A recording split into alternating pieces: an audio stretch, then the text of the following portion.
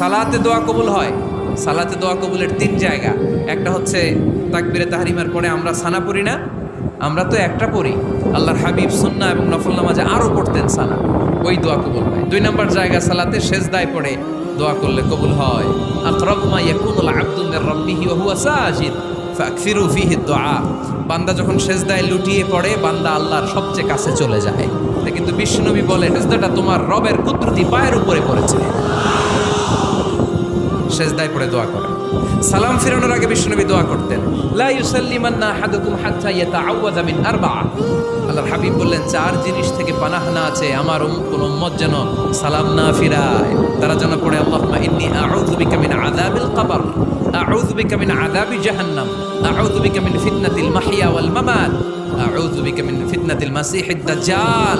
আল্লাহ কবরের আযাব থেকে বাঁচাও, আল্লাহ জাহান্নামের আগুন থেকে বাঁচাও, আল্লাহ জীবন